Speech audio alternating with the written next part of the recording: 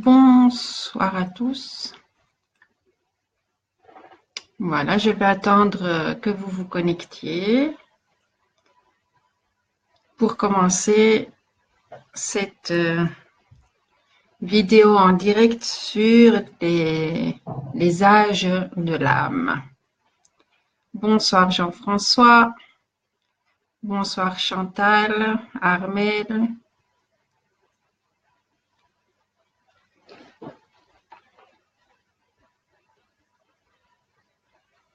Contente de vous retrouver ce soir. Bonsoir Christophe. Voilà. Alors, aujourd'hui, petite conférence sur, très succinctement, parce qu'il faudrait des heures pour en parler, et comme je veux toujours essayer de faire court pour pas trop vous ennuyer, ce sera survoler les différentes âges de l'âme. Alors, comme vous le savez bien sûr, cette vidéo reste tout à fait libre sur mon mur. Je fais aussi une copie sur ma chaîne YouTube, comme ça elle reste disponible. Je mettrai le lien de la chaîne peut-être ici en commentaire. Il faudra que je regarde comment je fais. Voilà. Je vois qu'on est déjà quelques-uns. Alors, on va commencer. Bon, on n'a pas toujours toutes les informations, hein, donc c'est ce que je vais dire là, c'est purement mon avis, ce que je crois, les informations que j'ai reçues de différentes manières, avec ce que j'ai déjà lu à gauche et à droite et que je trouve qui me correspond, qui me parle. Donc vous prenez évidemment ce qui vous parle. Et en fait, c'est surtout pour avoir une compréhension plus large de tout ce qui peut se passer autour de nous et de pouvoir comprendre aussi les attitudes à laquelle on a affaire et on se confronte. Alors, l'âme, comme je suppose que vous le savez, a une origine commune. Toutes les âmes de l'univers ont une origine commune qui est, on dit de différents noms. Moi, je l'appelle l'énergie originelle. Il y en a qui l'appellent le Dieu créateur, le créateur, l'énergie primordiale. Ça a beaucoup de noms différents. En fait, c'est cette énergie primordiale qui a absolument tout créé pour pouvoir se connaître et mieux expérimenter, s'expérimenter, a créé des possibilités. Et ces possibilités, ça a été des mondes, ça a été des galaxies, ça a été l'univers et des âmes. Donc nous sommes tous sortis de cette énergie originelle sous une forme unie et pour aller un peu plus vite quand même dans l'évolution, puisque le but c'était d'avoir le plus d'expérience possible pour se connaître, on a divisé le créateur, l'énergie créatrice a divisé ce nucléon en deux polarités. Alors ces deux polarités, en général, nous, en tant qu'êtres humains, on leur dit féminine et masculine, vont être éparpillées absolument partout dans l'univers et vont choisir par attraction, parce qu'ils sont vont se rapprocher de certaines galaxies, vont se rapprocher de certains systèmes pour pouvoir connaître des limitations, pour pouvoir expérimenter certaines situations. Bon, évidemment, c'est beaucoup plus complexe que ça, mais je vais pas trop m'attarder là-dessus parce que je trouve que c'est moins intéressant, que ça nous concerne moins et que ça nous aide pas tellement en fait dans nos vies. Donc, je vais surtout m'attarder à tout ce qui se passe ici sur le plan terrestre ou incarné disons, planétaire dans un corps plus ou moins physique. Je pense que c'est beaucoup plus intéressant que tout ce qui s'est passé en dehors.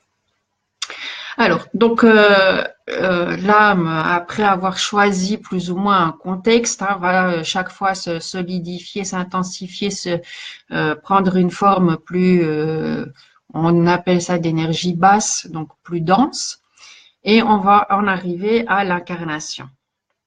Alors, ces incarnations se font évidemment sous des cycles et des niveaux ou des plans, et c'est surtout de ça que je vais parler ce soir. Alors, il y en a qui donnent 7 cycles, il y en a d'autres qui parlent de 9 cycles. Moi, je vais vous donner voilà, les plus courantes, ce qu'on entend généralement le plus souvent. Il faut savoir qu'en général, dans des incarnations physiques, il faut un peu plus d'une centaine de vies pour avoir fait les apprentissages nécessaires à notre évolution, je reparle physique, avant d'atteindre la possibilité d'être moins physique, c'est-à-dire d'être encore sous une enveloppe représentative, mais beaucoup moins dense que celle sur Terre. Alors, dans chacun des cycles, il existe différents niveaux.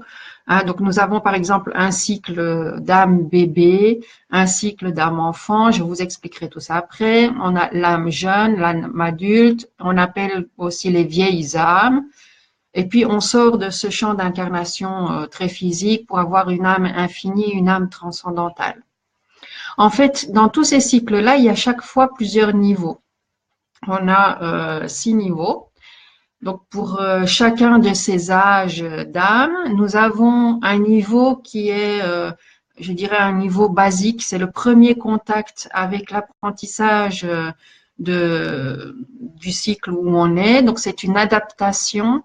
C'est pouvoir passer et revoir tout ce qu'on a appris avec le cycle précédent pour comprendre un peu et s'adapter à ce qui va se présenter dans ce cycle-ci. Ça passe par un détachement de ce qu'on a appris, un réajustement de notre environnement, de notre entourage, du raisonnement. Ensuite, nous avons un deuxième niveau, toujours dans ces cycles, qui va essentiellement se concentrer sur la comparaison, c'est-à-dire tout ce que j'ai appris avant et tout ce qui se passe maintenant. Ça va être un deuxième niveau. Dans ce nouveau cycle, qu'est-ce que j'apprends? Qu'est-ce qui change par rapport à ce que je savais? Qu'est-ce qui est de nouveau? Qu'est-ce que je n'ai pas encore expérimenté? Qu'est-ce que je ne connais pas? Donc, c'est une apparition de toutes sortes de problèmes nouveaux dont on n'a pas la solution, dont on doit chercher la solution pour évoluer. Le troisième niveau, ça va être en général une meilleure prise de conscience des conséquences par rapport aux actes. Donc, on va commencer à partir du troisième niveau de chaque âge, se remettre un peu en question et se dire, ah, mais si je fais ça, il y a une conséquence et cette conséquence, elle va évoluer pour moi dans tel sens ou dans tel autre sens. Donc, c'est une prise de conscience plus profonde de ses responsabilités. Au troisième niveau, on rejettera un peu moins la faute sur les autres et on prendra vraiment conscience que c'est nous qui sommes responsables en fait de ce qui se passe. Le quatrième niveau, c'est un lien qui se fait entre la connaissance, donc ce qu'on a appris, tout ce qui est extérieur, ce qu'on a appris, avec le ressenti intérieur. Et on va commencer à essayer de jongler avec les connaissances et le ressenti pour avoir un certain équilibre, pour pouvoir se retrouver en tant qu'entité, aussi bien dans l'extérieur que dans l'intérieur, dans ce qu'on est réellement. Le cinquième niveau, ça va être une intégration de tous les apprentissages du niveau précédent. Donc, ça va être, je dirais, tous les apprentissages qui vont se confirmer, qui vont s'intensifier pour être sûr que tout ce qui a été appris est bien ancré et est bien compris. Au sixième niveau, c'est souvent un niveau très difficile parce qu'on commence à prendre conscience exactement de ce que veut l'âme. Donc, ça n'a plus rien à voir avec les apprentissages, ça n'a plus beaucoup de choses à voir avec ce qui est à l'extérieur. On se trouve un peu détaché du milieu où on est pour prendre conscience de notre réelle valeur. Et ici, c'est difficile à voir parce que justement, on se sent souvent en décalage par rapport à ce qui se passe autour de nous. Le septième niveau, c'est une sorte de récapitulation, c'est-à-dire qu'avant de pouvoir changer de cycle, on va s'assurer pendant ces dernières vies-là de faire toute une récapitulation de tout ce qui était à apprendre dans le niveau respectif. En général, ce sera sous forme de situations qui vont revenir avec des solutions qui vont arriver très très vite, juste comme un rappel. Hein, vous savez, comme à l'école, hein, on a des contrôles toute l'année et puis en fin d'année ou en fin de semestre, hop, on a des examens récapitulatifs qui reprennent toute la matière. Eh ben, c'est à peu près ça. Le dernier niveau, c'est un cycle récapitulatif de toutes les leçons qui correspondent à ce cycle-là. Alors, le premier cycle est ce qu'on appelle on appelle le cycle bébé, l'âme bébé. Elle va rentrer dans des incarnations basiques. Alors, on dit qu'il faut à peu près 10 à 15 incarnations pour apprendre tout ce que l'âme bébé a à apprendre. C'est un cycle d'incarnation qui n'est plus beaucoup représenté. On dit que c'est à peu près 15% de la population globale qui est représentée dans ce groupe, dans ce cycle-là. Alors, ce cycle d'âme bébé, c'est la première incarnation avec les premiers apprentissages, ce qui est vraiment basique de ce qui est lié au physique et à la densité. Alors, c'est un cycle qui va être très lié à la famille, uniquement à la famille, à l'adaptation dans le corps humain, à l'endroit, c'est des personnes qui sont très attachées à l'endroit où ils sont nés, donc c'est un enracinement à l'endroit très très fort. Ils ne sont pas du tout prêts à bien s'intégrer, à comprendre le monde et la société en général. Donc, c'est une concentration et une conscientisation de l'âme qui est assez restreinte, qui va être uniquement, je dirais, focalisée sur ce qui l'entoure, même pas sur sa propre personne, parce qu'en général, ils n'ont pas tellement la conscience de leur propre individualité, mais ils se confondent avec la famille. Donc, pour ces âmes bébés-là, ils sont en général, les parents, c'est comme si c'était lui, et lui, c'est comme si c'était ses parents. Donc, c'est très, très fusionnel. Alors, ce sont des vies qui ne vivent pas très, très vieilles. En général, ce sont des vies qui apparaissent dans des sociétés où l'espérance de vie est assez basse, où il y a beaucoup de maladies, où il y a beaucoup de mortalité infantile. Pourquoi? Simplement pour que cet apprentissage se fasse sans trop de souffrance, qu'il ne se retrouve pas complète, surtout au début du cycle, hein, les premiers niveaux du cycle, pour qu'il y ait vraiment une adaptation et une compréhension de la cellule familiale, de ce que c'est la vie aussi, tout simplement, parce que c'est un grand apprentissage et une adaptation de tout ce qui est limité physiquement et du milieu. Donc, ça va être des vies assez brèves et on les retrouve principalement dans les pays en voie de développement. Donc, ça, ce sont les âmes bébés. Alors, après le cycle supérieur, c'est l'âme enfant. Là, on dit aussi qu'il faut entre 15 et 20 vies, plus ou moins, pour assimiler tout ce que l'âme enfant doit apprendre. Et ça représenterait à l'heure actuelle à peu près 20% de la population. 20% de la population incarnée terrestre appartiendrait à l'âme enfant. Donc l'âme enfant, c'est le stade supérieur à l'âme bébé. Il a compris la cellule familiale, il a compris les attachements à la terre. Maintenant, il va avoir un peu plus de curiosité et cette curiosité va se porter sur ce qui est au-delà de la famille, du cercle familial et ce qui est un peu, voilà, la société, mais sans trop pouvoir la comprendre, pouvoir vraiment bon, s'intégrer, il saura s'intégrer, mais sans la compréhension, ça va être un peu comme l'enfant obéissant qui va aller là où on le guide, là où on lui dit d'aller. Donc, c'est une première approche de tout ce qui est sociétal au sens un peu plus large, avec pas une compréhension très approfondie de tout ce que la société au sens large veut dire. Qu'est-ce qu'il y a à dire là-dedans? Donc, l'âme enfant, c'est un peu un tremplin entre l'âme bébé. On comprend bien aussi que, donc, comme il y a ces 7 cycles, à chaque fois, les apprentissages vont aller en se précisant. À chaque fois, ça va aller d'une étape à une autre et la curiosité va se développer avec les questions qui vont le faire avancer et qui vont le faire aller vers la compréhension qu'il faut. Alors, à ce niveau-là de l'âme enfant, il a une notion de divinité, mais qui est pas du tout celle qu'on connaît en général. Ça va être la divination de tout.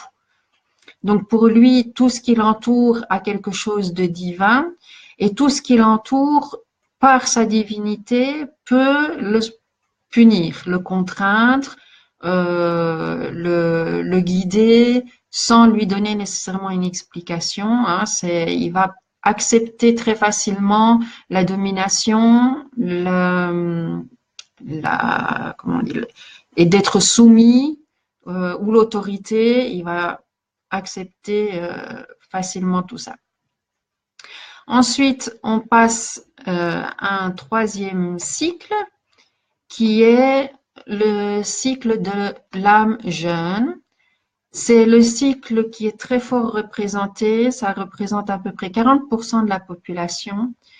C'est un cycle plus long aussi parce qu'il faut entre 20 et 25 vies pour apprendre tout ce qu'il y a à apprendre de ce cycle-là. C'est en général une période très très riche qui donne beaucoup de possibilités, où il commence à avoir beaucoup d'apprentissages nouveaux. Hein, donc il commence à avoir une certaine indépendance, donc il est plus totalement dépendant de la cellule familiale ni dépendant du milieu extérieur. Il commence à se poser de plus en plus de questions. Ce qui reste caractéristique là-dedans, c'est en général une certaine rigidité. Donc, il va avoir des idées assez vite arrêtées. Il va pas se remettre en question. Il va avoir des préjugés qui vont être difficilement changés. Il va rester vraiment dans ses idées en croyant que il a tout à fait raison et que tous les autres ils ont tort. Ce sont des personnes qui sont très dynamiques, motivées pour ce qu'elles ont en tête de réaliser. Il y a une très grande adaptabilité aussi.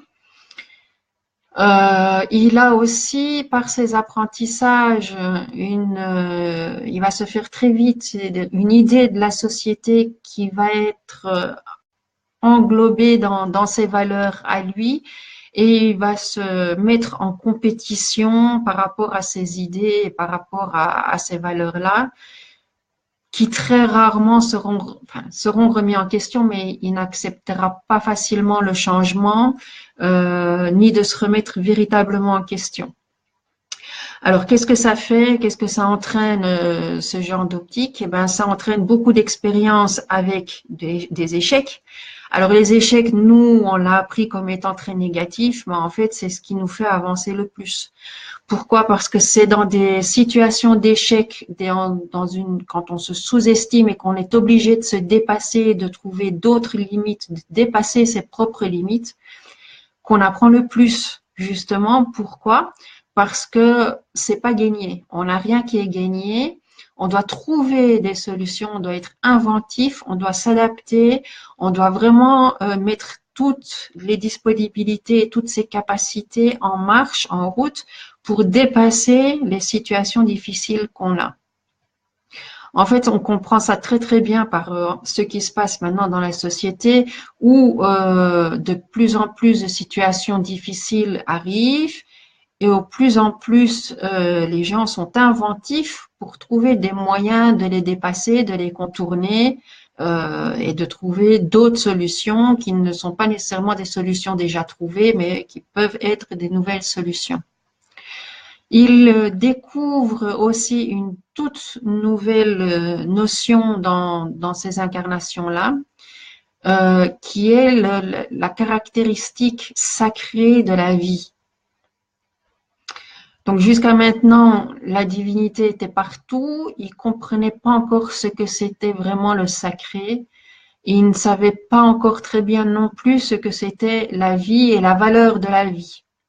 Donc c'est ici, dans ces incarnations-là, où il va prendre conscience de l'importance de cette vie et que ce n'est pas si simple que ça et que ça n'est pas non plus donné à tout le monde. C'est une sorte de privilège quand même qu'on a.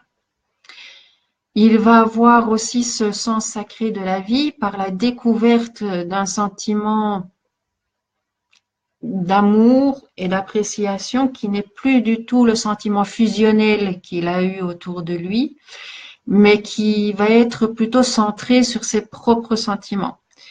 Qu'est-ce que ça veut dire? Ça va entraîner beaucoup d'expérimentation de relations, je dirais presque à sens unique, c'est-à-dire juste par ses propres ressentis.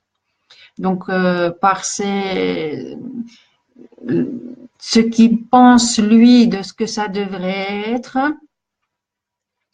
de comment il comprend certaines relations ou comment il imagine que ça devrait être certaines relations et il va essayer de le vivre comme ça, sans comprendre que l'autre qui est en face de lui n'a pas nécessairement les mêmes valeurs, n'a pas les mêmes ressentis, n'a pas la même compréhension. Ça viendra plus tard. Donc, il va vivre beaucoup de situations juste pour vivre en fait ce qu'il a besoin de vivre, ce qu'il ressent lui personnellement de vivre.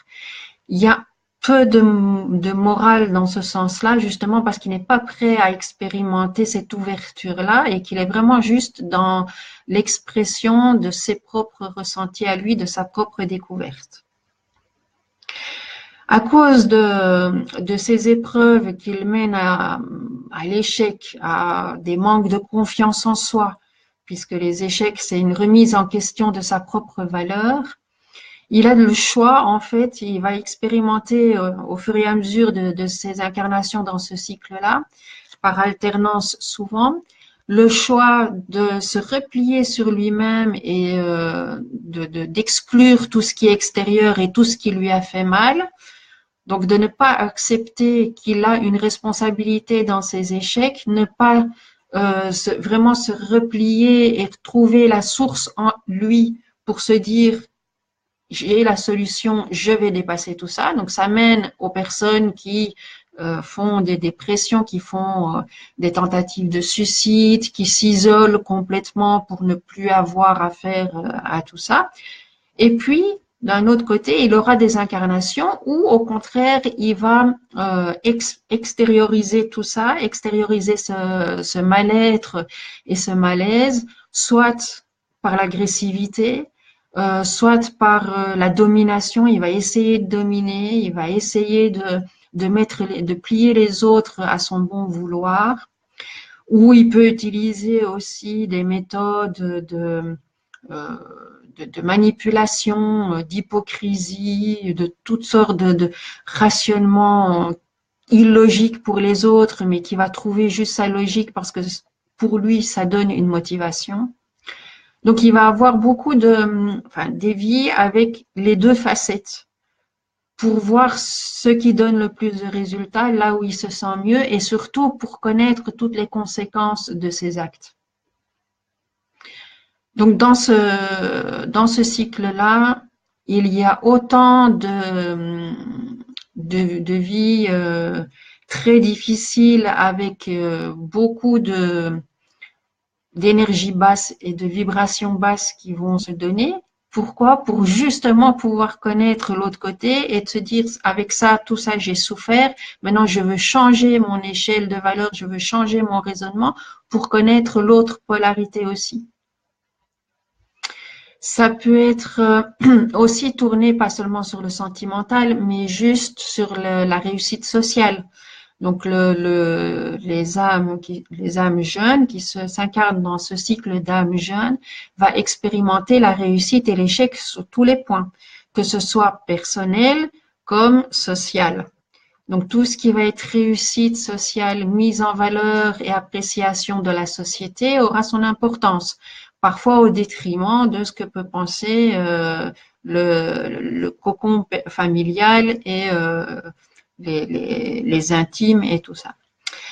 Les jeunes âmes en général prêtent attention plus au mental qu'au ressenti.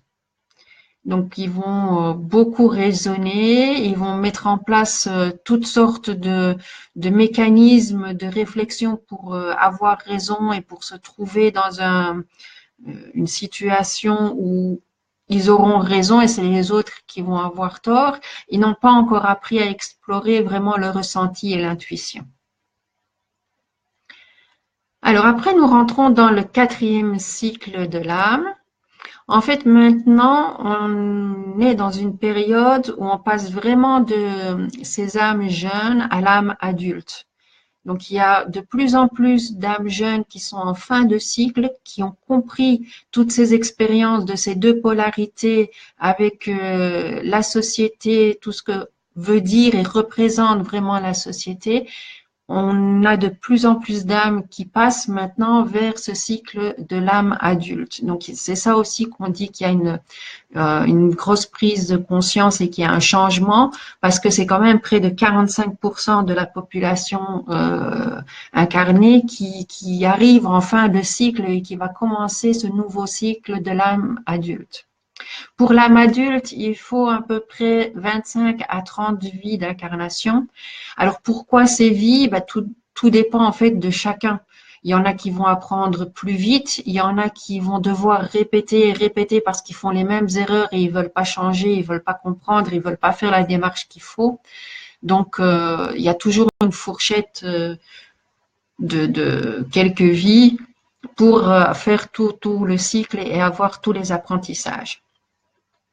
Donc, l'âge adulte, l'âme à l'âge adulte, va devoir faire face à un grand choc qui est l'incertitude et la désillusion.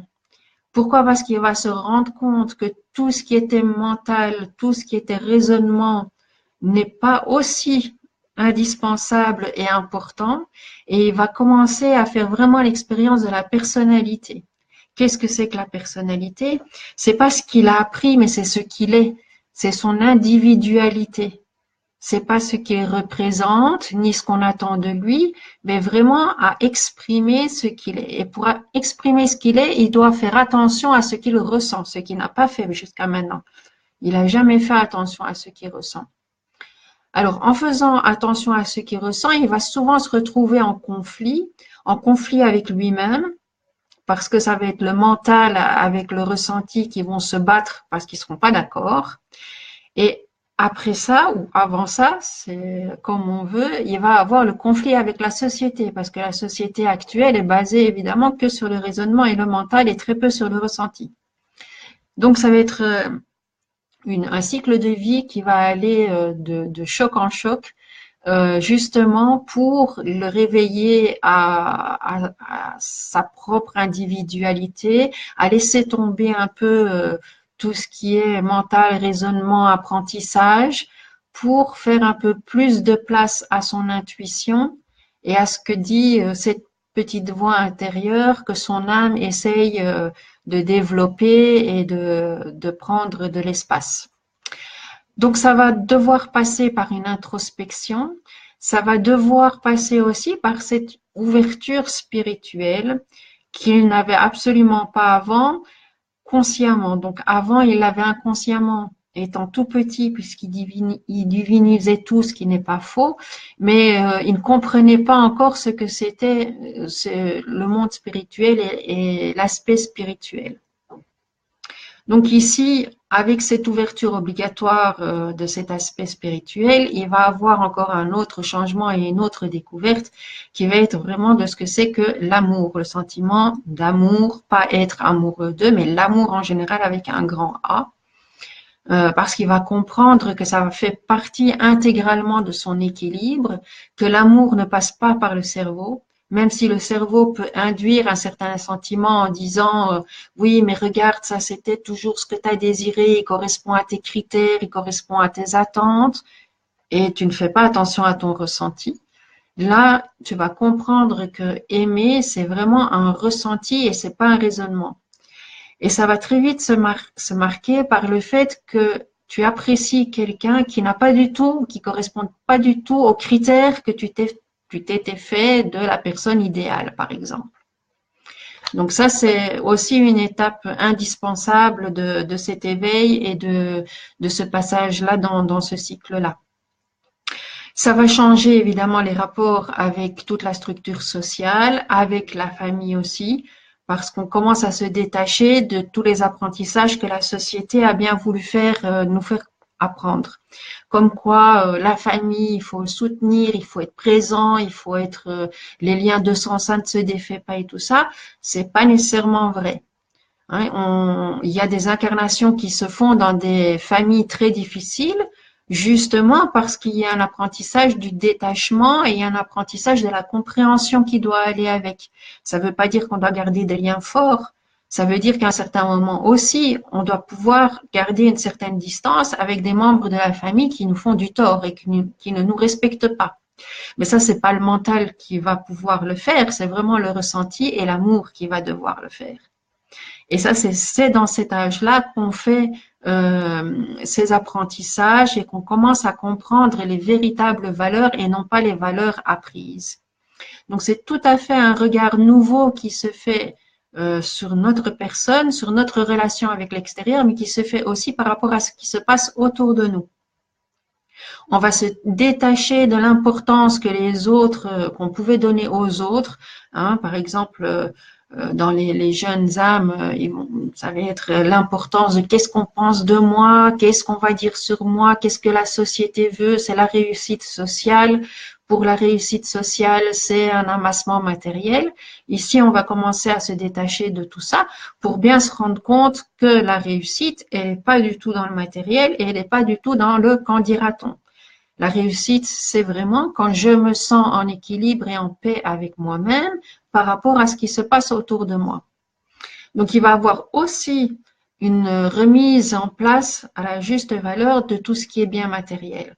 Tout ce qui est argent, tout ce qui est accumulation de biens ne va plus avoir cette importance. Elle va être encore très très présente, c'est tout à fait normal, mais avec une autre relation qui sera plus de l'attachement, qui va être plutôt se servir de quelque chose qui est à notre disposition quand on l'a à notre disposition. Ça ne devient pas une nécessité absolue. Ça va être plus je me sers de ce qui m'est offert. En fin de ce cycle-là, il y a souvent une très très forte recherche de tout ce qui est spirituel. Donc c'est là où les gens vont commencer à chercher des groupes méditatifs, où ils vont commencer vraiment à méditer, où ils vont rechercher des formations, des groupes de développement spirituel. Ils vont chercher plein d'informations, je dirais de questions existentielles. C'est vraiment là qu'ils vont avoir la plus grande recherche et la plus grande attraction pour tous ces mouvements-là qui est de connaissance intérieure en équilibre et en harmonie avec tout l'ensemble et le global de la vie. Alors, je fais une petite parenthèse ici.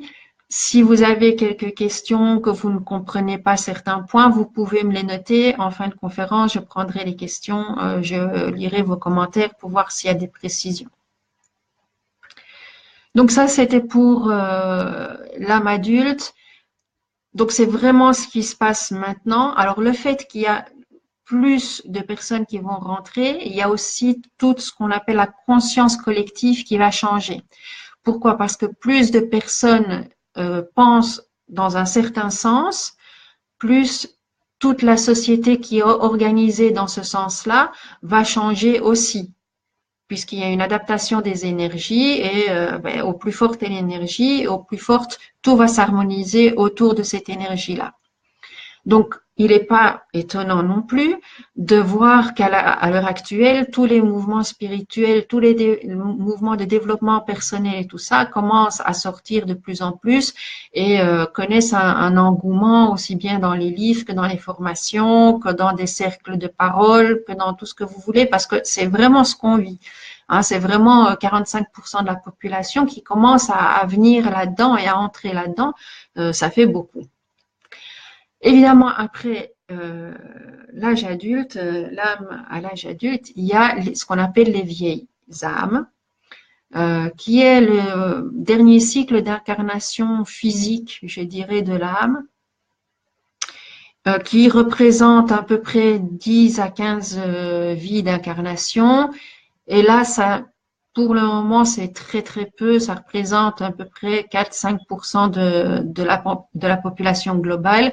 Mais comme je vous dis, on est en plein changement. Donc, cette tranche-là va aussi aller en augmentant. Qu'est-ce que l'apprentissage de ce cycle-là de vieilles âmes?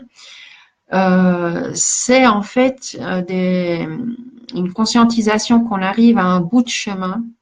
On arrive à peu près tout ce que la Terre physique et la Terre pouvaient nous apprendre. Toutes les expériences touchent à leur fin, hein, puisqu'on a à peu près découvert beaucoup de choses. Les apprentissages mentaux ont été faits. La compréhension de la société en général, ben, elle arrive à la fin. Donc, qu'est-ce qui se passe là-dedans? En fait, on va avoir un détachement de tout ce qu'on a appris pour retrouver l'innocence, la joie, l'harmonie, l'insouciance, le tout et la paix. Voilà, c'est vraiment la caractéristique de ce dernier cycle.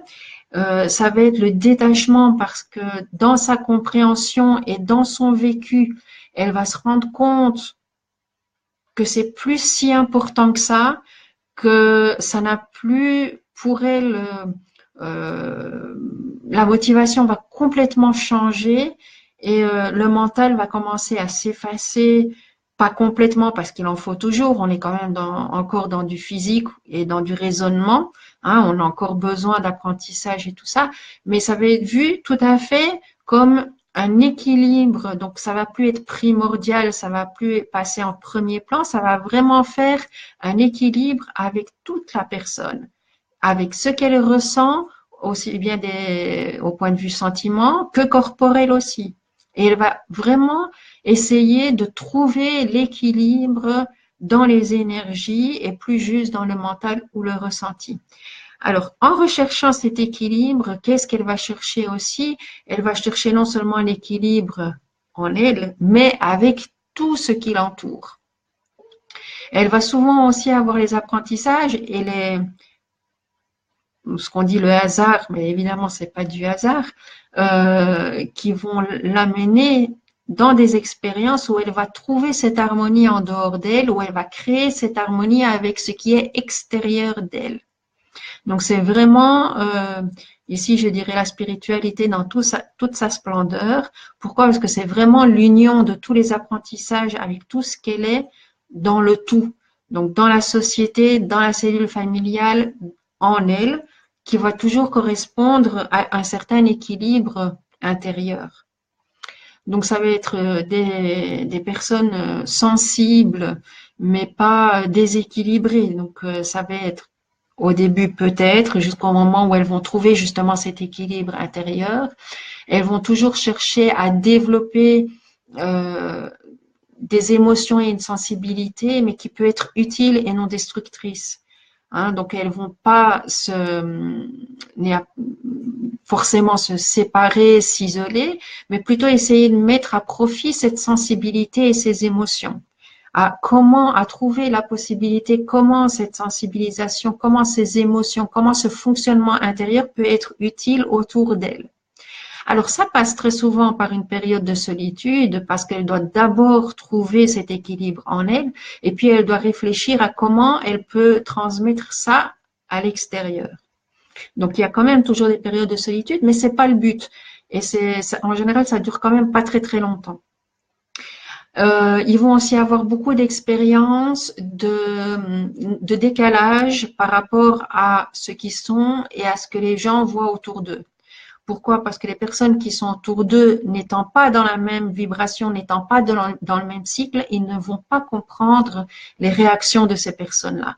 Donc, ça va être des personnes justement qui sont dans le détachement et qu'on va prendre en fait comme infantiles, donc comme je m'en foutisme, comme il n'y a rien qui l'intéresse, parce qu'ils ne comprennent pas, c'est pas que rien les intéresse, ils prennent juste les situations avec plus de détachement en remettant les priorités là où elles auraient dû toujours être. Et évidemment, c'est un cheminement intérieur propre à chaque âme, suivant les apprentissages qu'ils ont fait avant, suivant le chemin qu'ils ont fait avant, mais les épreuves et tout ça vont aller dans ce sens-là. Elles vont aussi essayer de trouver une certaine facilité, comme ils connaissent très très bien comment les choses vont. La facilité va être de s'appuyer sur des jeunes âmes, par exemple, qui sont dans le cycle des jeunes âmes, qui ont beaucoup de fougue et beaucoup de croyances dans cette réalisation de société, pour elles, vieilles âmes, se reposer un petit peu et pouvoir donner le meilleur d'eux-mêmes dans l'équilibre, le ressenti et l'émotionnel. Donc, ça va être quelque part une complémentarité de deux niveaux qui va être utile à tous les deux. Pourquoi? Parce que la jeune âme qui va être mise en présence de ces vieilles âmes vont pouvoir évoluer beaucoup plus vite par une autre vision, même si elles ne l'acceptent pas et qu'elles ne la comprendront pas tout de suite, par la vision qu'apporte le comportement de ces vieilles âmes. Donc, c'est beaucoup de richesse. Et en fait, ces vieilles âmes apportent les grandes avancées dans les populations et dans les sociétés en général. Pourquoi? Parce qu'on dit toujours elles sont un peu en avance dans le temps. En fait, elles sont pas en avance dans le temps, c'est grâce à leur détachement et à leur compréhension. Elles voient beaucoup plus facilement ce que la société a besoin et ont cette capacité d'apporter des réponses ou des solutions ou des méthodes qui va dans le manque de la société. Donc, c'est comme ça que certaines grandes avancées scientifiques ou bien, bon, maintenant, comme on passe un peu de ce côté-là matériel, on l'abandonne, on va vers le spirituel, ça va être, par exemple, plus de méthodes naturelles ou énergétiques pour la guérison, pour la protection. Protection que ce soit personnelle, que ce soit au niveau de la nature, au niveau de la planète. Donc, ce sont vraiment ces vieilles âmes avec toute leur expérience qui peuvent se concentrer sur ce qu'elles ressentent et l'harmonie qu'elles ont en elles, qu'elles retrouvent à l'extérieur, qu'elles vont pouvoir déployer et utiliser pour le bien de tous. Alors, ça leur procure quoi? Ben, ça leur procure aussi une aisance puisqu'elles n'ont plus ces attachements qu'elles avaient avant.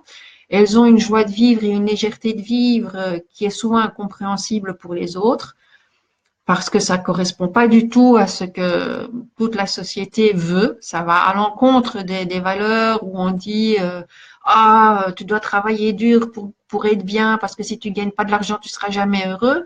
Eux, ils viennent prouver tout à fait le contraire. Attends, moi, j'ai pas besoin de tous ces trucs, de gagner je sais pas combien de milliers d'euros pour être heureux. Je sais me contenter de peu. Pourquoi? Parce que j'ai mis mon essentiel et mon indispensable ailleurs.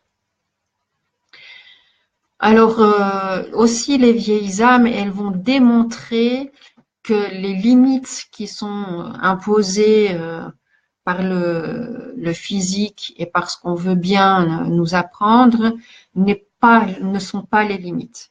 Et elles vont démontrer que ces limitations-là, qu'on croyait absolument insurmontables, sont tout à fait dépassables et qu'on peut tout à fait aller au-delà.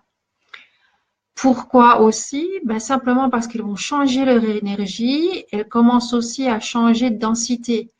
Comme elles sont en dernier cycle d'incarnation, elles n'ont plus tellement besoin de cette physicalité, elles vont devenir je dirais, plus volatiles. Donc, il y aura toujours un corps physique, mais comme elles sont moins ancrées dans ce physique, il y a des possibilités qui sont tout à fait autres avec les énergies et tout ce qui est énergétique.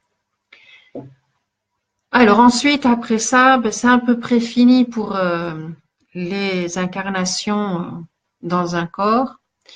Alors, il y a des petites précisions que je voudrais faire. Par exemple, on parle souvent d'âmes christiques. Alors, les âmes christiques, c'est une petite partie de ces vieilles âmes qui sont vraiment arrivées en fin, qui veulent une dernière incarnation pour montrer ce que c'est que l'amour inconditionnel, pour pouvoir, juste par leur vécu, leur manière de vivre, que se détacher complètement des problèmes de la physicalité, de la matérialité, ça permet beaucoup plus de choses que ce que l'on pense. Hein, ils vont se rendre, enfin, ces personnes-là, il y en a peu, ces âmes christiques, viennent montrer qu'il existe bien autre chose au-delà du physique et du matériel, que ce qu'on appelle cette énergie lumière de lumineuse, elle existe réellement et elle peut faire ce qu'on appelle des miracles, qui ne sont pas des miracles, c'est juste la compréhension des lois universelles qui est appliquée et qui est mise en application. Donc ça, c'est des rares exceptions d'âmes christiques. Pourquoi? Parce qu'une fois arrivé en fin de cycle, on a souvent l'âme a juste une envie, c'est de ne plus revenir dans ses limitations. Elle en a fait le tour, elle veut plus être limitée, elle veut être reconnaître et continuer son évolution dans une autre dimension qui n'est plus ce corps physique. Donc, nous arrivons à un sixième cycle qu'on appelle l'âme infinie. Alors là, on passe tout à fait d'un autre concept, c'est-à-dire qu'on n'est plus du tout dans une âme individuelle, hein, comme on était obligé dans la conception physique. Souvent, quand on arrive là, on retrouve notre autre polarité. Hein, si on se rappelle au tout début de la conférence, j'ai dit que de l'énergie primordiale, on avait été une âme qui s'était scindée en deux polarités pour avoir le plus d'expériences vécues de deux manières différentes et complémentaires. Donc souvent, arrivé dans cette conception d'âme infinie, on retrouve cette autre polarité. On va se réunir de nouveau, ce qui va faire une accumulation d'expériences et de compréhension évidemment beaucoup plus grande. Et on va arriver dans une autre conception qui est le groupement d'âmes. Donc, je ne parle pas ici de famille d'âmes, ça n'a plus rien à voir, c'est vraiment au-delà. Dans un groupement d'âmes de même vibration, de même intention. Par toutes les expériences qu'on a eues, une fois qu'on se retrouve avec cette flamme jumelle et qu'on se rescinde, on comprend que l'individualité n'a plus son importance. Déjà, quand on arrive en fin de cycle des vieilles âmes, on comprend que l'individualité, c'est plus se mettre au service de la collectivité. Donc, cette individualité, elle n'a plus cette raison d'être et on va rechercher un groupe d'âmes qui correspond vraiment à notre envie d'évoluer et dans quel sens évoluer. On va se retrouver dans ce groupe d'âmes qui va devenir un. Pourquoi? Parce que ce sont toutes des énergies de même, je dirais, de même qualité, de même intensité, qui ont la même intention. Donc, toutes ces âmes vont se regrouper et vont se retrouver sous une grande unité d'âme. C'est une âme d'amour, une âme de lumière, l'individualité a disparu, la personnalité a disparu, l'unification des flammes jumelles est là, et elles vont avoir un but commun qui est donc choisi. Ça peut être l'harmonie, l'équilibre, la maintenance, mais de quoi? Ben, d'un système plus grand. Ça peut être soit d'une planète, mais en général, c'est d'un système planétaire, par exemple un système solaire. Donc, elles vont se regrouper pour maintenir l'équilibre au niveau d'un système entier. Elles soutiennent en général, je dirais, le responsable ou le créateur de ce système, qui est l'étoile centrale ou qui est le soleil, qui, je rappelle, toutes les planètes d'un système, quel qu'il soit, est habitée. Toutes les planètes de notre système solaire ont des âmes et ont un but d'évolution. Les âmes qui rentrent dans un système est en général guidée justement par le soleil ou par l'étoile centrale qui nous guidera vers telle et telle planète suivant ce qu'on veut expérimenter, suivant le but qui est à atteindre. Donc ce grand groupement d'âmes infinies va souvent aider ce soleil à maintenir ce qu'il faut dans le système, c'est-à-dire à maintenir une certaine harmonie, à maintenir certaines fluctuations énergétiques pour garder un équilibre. S'il y a une évolution qui doit se faire, par exemple, comme c'est ici, l'évolution d'une planète, une planète qui va changer de plan, ça n'affecte pas que la planète, mais ça affecte tout le système. Hein, donc, il y a tout le système qui va changer de vibration. Ce groupement d'âmes infinies est là pour faire tout ça. Donc, c'est un rôle plus grand et pas plus important parce que chaque rôle est important, mais c'est sur une autre dimension. Alors, dans ces groupements d'âmes-là, on peut trouver ce que humainement on a appelé les anges et les archanges. Les anges, ce sont des âmes qui ont été incarnées, qui ont décidé de rejoindre ces groupements-là et qui ont un but précis. On les connaît aussi sous les rayons de lumière. Hein. Et voilà, par exemple, comme il y a le rayon violet, qui est le rayon violet, c'est Raphaël, je sais plus, j'ai oublié, qui est responsable de la flamme violette, à Saint-Germain, voilà.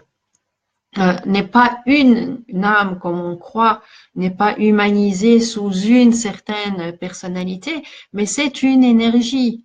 C'est un groupement, enfin cette énergie, ce groupement d'âmes a ce rôle-là, par exemple, qui est la guérison, ou qui est d'amener le détachement de toutes les énergies basses, ou qui permet de se protéger.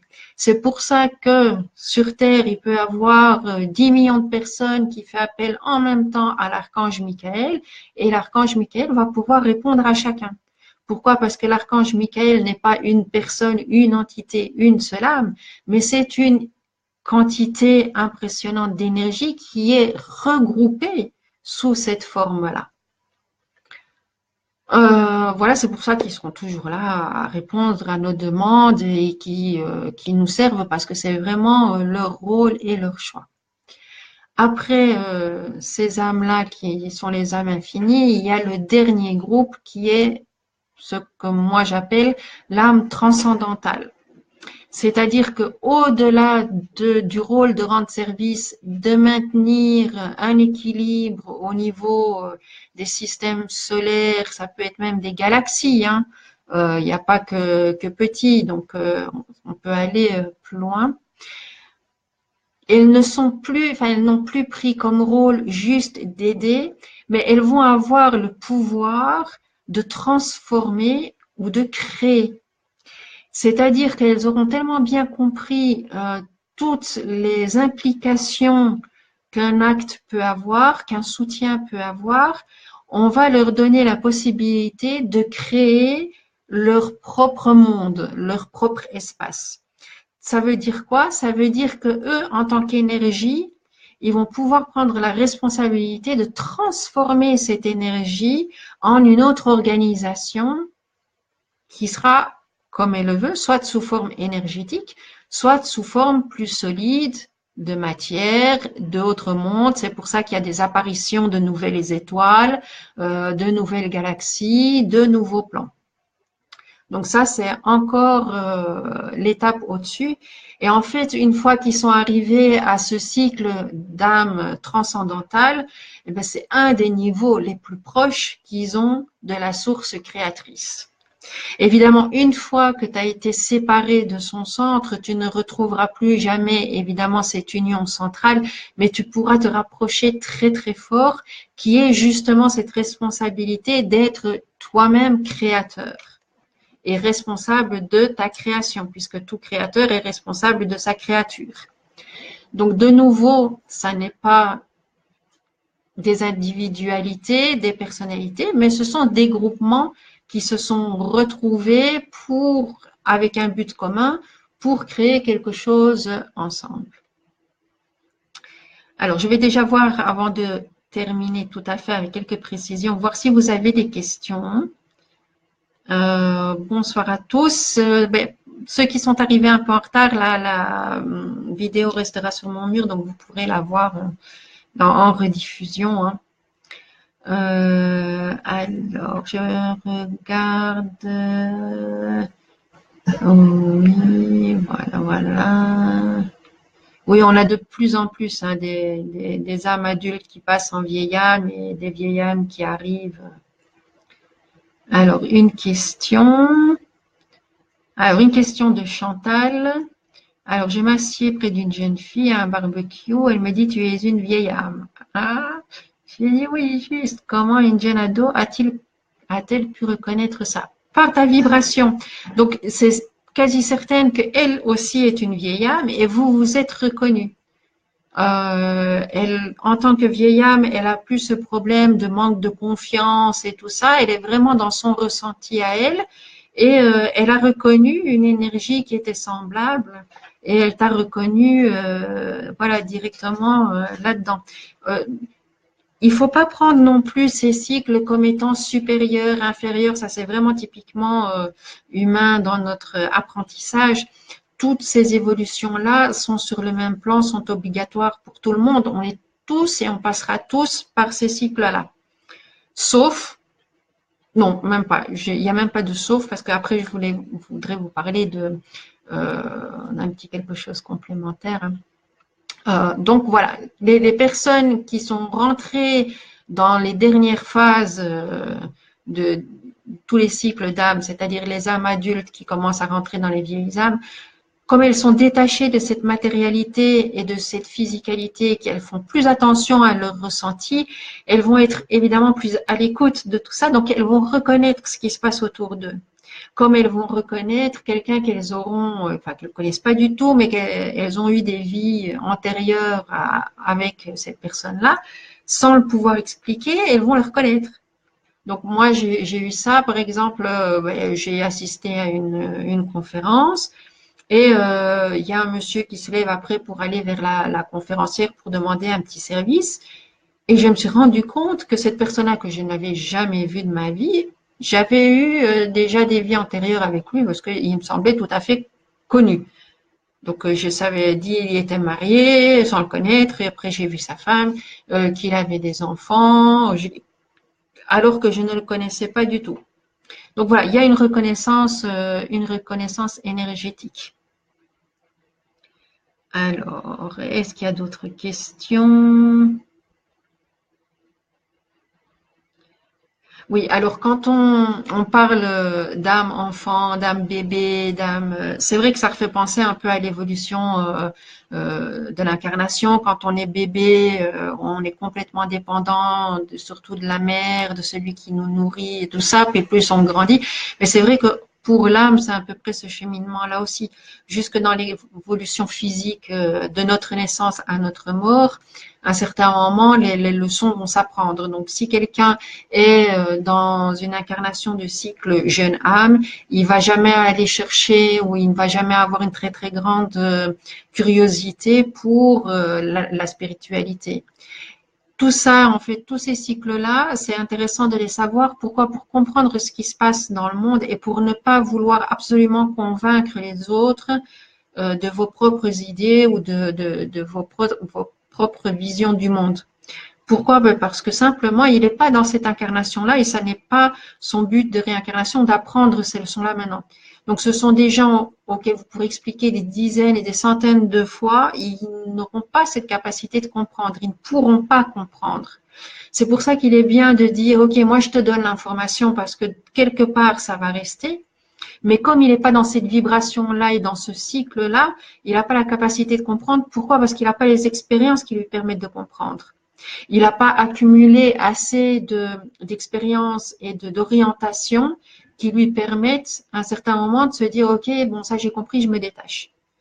C'est pour ça qu'il y a toutes ces évolutions-là et qui est bien pour nous de le savoir, justement pour comprendre le comportement des autres et ne pas condamner aussi vite, mais être dans la compréhension. Alors, est-ce qu'il y a d'autres questions? Non, pas pour le moment, donc je continue. Si vous avez des questions, allez-y, n'hésitez pas. Alors, je voulais vous faire encore une petite précision parce que de plus en plus, enfin moi je travaille beaucoup avec les vies antérieures des personnes parce que les vies antérieures permettent aussi de comprendre ce qu'on est en train de vivre maintenant, permettent de comprendre les relations qu'on a ou les problèmes répétitifs qu'on a dans notre vie maintenant. Donc c'est quelque chose que je fais déjà depuis un petit temps. Et beaucoup de questions reviennent sur les incarnations d'âmes qui ne sont pas de la Terre. Alors pourquoi ça se passe? Comme je vous l'ai dit, toutes les planètes sont habitées, pas par les mêmes formes, pas par les mêmes buts et pas par la même expérimentation. Et maintenant, on se retrouve dans une telle vibration qu'il existe des possibilités d'échange et de choix aussi avec d'autres planètes, avec d'autres formes de vie, si je peux m'exprimer comme ça. Sur Terre, évidemment, ils doivent accepter toutes les contraintes de la Terre, c'est-à-dire le corps physique, les limitations du corps physique, la densité de la planète Terre avec la loi de l'attraction et tout ce qui s'ensuit. Mais ils viennent avec un bagage propre qui est souvent pour les premières incarnations d'extraterriens, moi je préfère extraterriens qu'extraterrestres, de ces extraterriens-là, ça leur offre une possibilité soit de rappel de ce qu'ils ont vécu,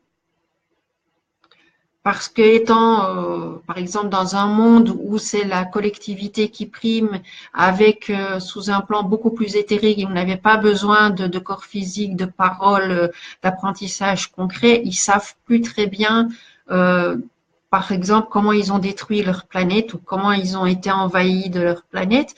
Et ils demandent parfois l'autorisation de revenir dans une incarnation terrestre pour se rappeler et ne pas permettre à d'autres mondes de refaire les erreurs que eux ils ont faites. Alors il y a d'autres, ces extraterriens, soit ils viennent ici par choix, parce qu'ils l'ont décidé, parce que là où ils étaient, ils n'aimaient pas cette société, comment elles étaient, et ils ont décidé d'expérimenter autre chose. Soit parce que leur planète a été détruite, qu'ils n'ont pas trouvé une autre terre d'accueil que celle-ci pour expérimenter leur fin d'apprentissage. Hein. Donc ils peuvent venir, ils peuvent choisir la planète, mais bon, c'est toujours un accord mutuel. Donc il y a toujours ces âmes qui viennent de l'extérieur qui demandent de venir et il y a toujours soit par le soleil, soit par les gardiens de la terre et tout ça qui autorisent ou qui n'autorisent pas. Hein, donc c'est évidemment très complexe. Il faudrait faire une autre conférence là-dessus. Mais voilà.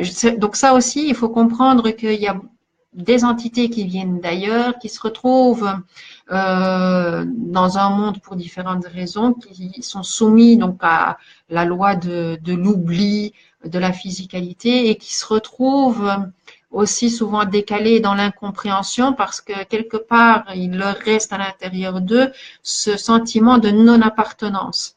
Et le sentiment de non-appartenance, c'est aussi par une incompréhension de ce qu'ils voient. Ça ne leur correspond pas. Donc là, c'était une petite précision que je voulais faire. Alors, avez-vous des questions? Alors, pourquoi une âme ayant peu d'incarnation sur Terre se retrouve elle aussi réduite au minimum vital de n'avoir que 2 ou 3 brins d'ADN, alors qu'à l'origine, il y en avait 12? Oui. S'agit-il d'une manipulation sur l'âme? Alors, non, il faut bien comprendre que quand une âme extraterrienne vient, elle se soumet aux lois en vigueur sur cette terre-là. Donc, sur la Terre, ici Gaïa, pour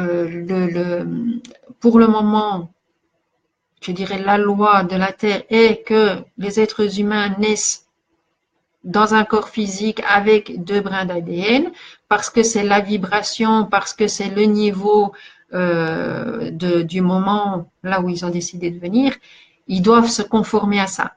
C'est comme l'oubli, c'est comme aussi la période, la durée de vie. Hein. Donc, il y a l'oubli est presque obligatoire, donc il y a quelques exceptions, mais c'est vraiment très rare. Mais là, dans la majorité, l'oubli des anciennes vies, l'oubli des vécus anciens se fait pour pouvoir vivre le plus rapidement possible et le plus facilement possible les objectifs que l'âme s'est fixés.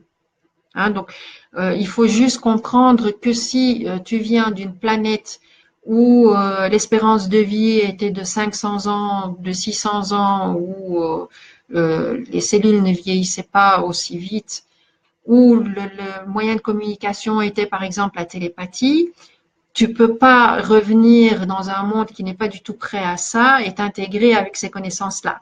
Pourquoi? Ben parce que tout simplement, tu n'y résisterais pas.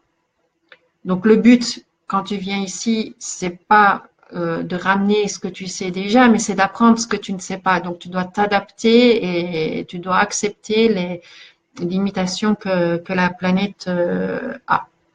Maintenant, on est dans une évolution, un changement.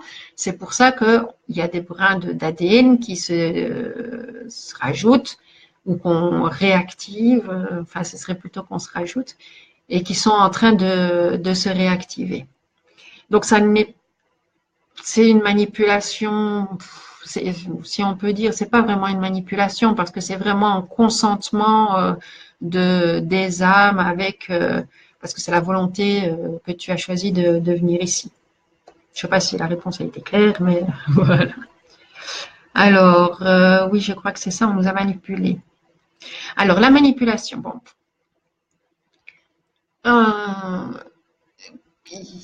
Il y a une sorte de manipulation. Maintenant, la manipulation, elle est obligatoire quelque part parce que sans manipulation, ça n'aurait pas permis l'évolution qu'on connaît. Donc, si on laisse, c'est aussi chaque planète a, je dirais, son rôle, hein, et c'est sa méthode de fonctionnement. Donc, c'est bien spécifique. Ici, sur la Terre, ils ont décidé d'évoluer d'une certaine manière. Ils ont vu que les populations, avant les grandes populations qui ont été, les érudits qui ont été, soit ils ont réussi à bien évoluer, ils sont passés au niveau supérieur et ils ont soi-disant disparu de la planète, mais ils se sont rendus compte aussi qu'il y avait dans cette évolution un problème qui ne permettait pas l'évolution de l'entièreté. Donc il y avait une limitation. Et ils ont compris que c'est en limitant et en mettant une certaine manipulation qui va provoquer une réaction. Cette réaction fait évoluer les choses. Donc si tout va bien, disons, maintenant dans notre évolution à nous, si tout d'un coup il n'y a plus de guerre, il n'y a plus de famine, il n'y a plus rien, la Terre elle va pas fonctionner convenablement. Pourquoi? Parce que les gens ils vont s'ennuyer. Le corps humain et l'être humain n'est pas fait pour être laissé à lui-même dans l'évolution actuelle. Je ne parle pas dans un avenir, je parle dans l'évolution actuelle. Il n'est pas fait pour être quelque part livré à lui-même. Il a besoin d'une certaine structure qui le fasse avancer, qui le fasse lutter. Sinon, il ne va pas chercher à se dépasser. Dans ce sens-là, oui, il y a manipulation. Il y a une manipulation qui va essayer de nous garder confinés, qui va essayer de nous limiter, qui va essayer de nous induire des fausses idées, justement pour qu'on aille au-delà. Qu'on ne croit pas non plus tout ce qu'on nous donne, qu'on apprenne à réfléchir, à voir ce qui nous correspond, ce qui ne nous correspond pas. Donc, il y a une certaine manipulation, mais c'est une manipulation pour notre bien, pour notre évolution à nous.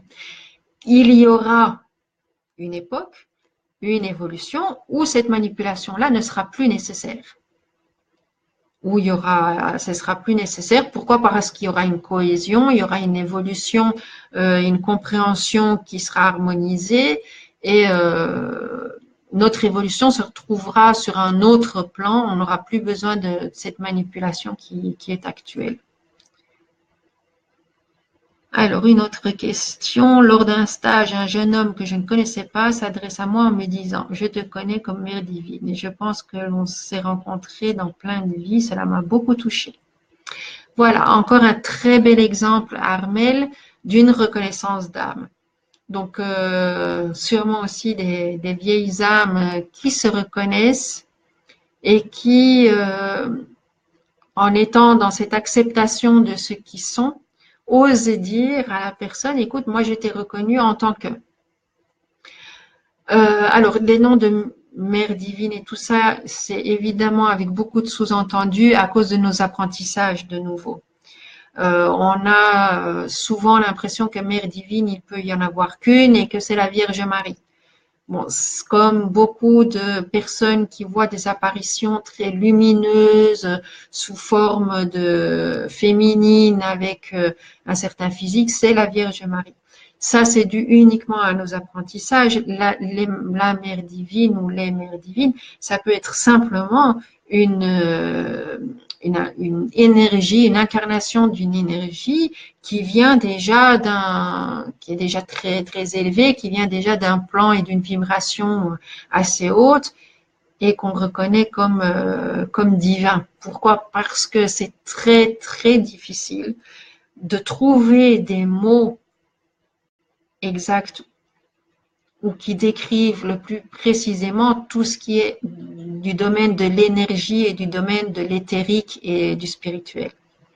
Donc, les vocabulaires ont été tellement manipulés et restreints par rapport à ce que le ressenti peut avoir, que c'est très difficile de dire exactement ce que ça représente pour nous, ce qu'on a vu et tout ça.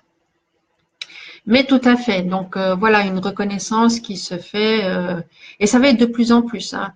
Moi, par exemple, ce qui m'arrive souvent, ce sont, enfin maintenant un peu moins, mais il y avait une époque où ça m'arrivait souvent, des gens que je ne connaissais absolument pas du tout. Bon, moi, je souris souvent, j'ai souvent, voilà, la banane. Hein. Et il y a des gens qui, ne me connaissant pas, à travers bonjour, ils commencent à me parler, ils commencent à raconter leur vie. Moi, je les écoute, voilà, et après, ils me regardent et ils disent, enfin, je ne sais pas du tout pourquoi je vous ai dit ça. Voilà, c'est aussi une énergie qui se fait, qui se sent. Les gens reconnaissent soit une énergie commune, soit une confiance qu'elles ne peuvent pas expliquer, soit une ouverture de la part de quelqu'un qui n'ont pas du tout l'habitude, puisque quand même la majorité des gens, c'est juste pour soi et on ne regarde pas à gauche, on est dans les téléphones et tout ça. Donc, c'est des choses qui vont se passer de plus en plus, ce genre de reconnaissance et ce genre de communication. Je suis certaine de ça. Voilà, mais de rien du tout pour les réponses. Est-ce qu'il y a d'autres questions? Je ne veux pas vous retenir très très longtemps. On a déjà fait un peu plus d'une heure hein, pour pas vous fatiguer. Je peux déjà vous dire que je vais faire une prochaine vidéo. Ce sera, je pense, le 23 mars avec des questions-réponses. Donc, ce sera juste des questions-réponses sur tout ce que vous voulez. Je ne mets pas de thème, ça peut être voilà, sur l'âge des incarnations, ça peut être sur les vies antérieures, ça peut être sur la vie dans l'au-delà, sur ce qu'on appelle les âmes errantes ou sur les différentes énergies, les différents plans. Donc ça, ce sera une séance ouverte de questions-réponses. Voilà, voilà. Je pense pas qu'il y ait d'autres questions. Donc j'espère que ça vous aura plu, que vous aurez trouvé ça intéressant. J'ai essayé d'aller à l'essentiel, voilà, sur ce qui nous est utile le plus, ce qui peut nous faire avancer le plus. Ça m'a fait bien plaisir de vous voir tous ici. Voilà. Et s'il n'y a plus de questions, ben, je vais vous souhaiter une très belle soirée et un très bon week-end là qui commence aussi. Merci à vous tous pour votre présence. Ça me fait toujours bien plaisir. Si vous avez trouvé ça intéressant, partagez. On ne sait jamais, hein, peut-être que ça intéressera d'autres personnes. Et comme ça, vous leur amènerez aussi des réponses à leurs questions. Pour les vies antérieures, si ça vous intéresse, c'est vraiment un travail que je fais. C'est un service payant. Contactez-moi en privé. Ça aide beaucoup aussi. Voilà, je vous souhaite une très très bonne soirée. Bonne soirée à vous tous. Bon week-end. Au revoir.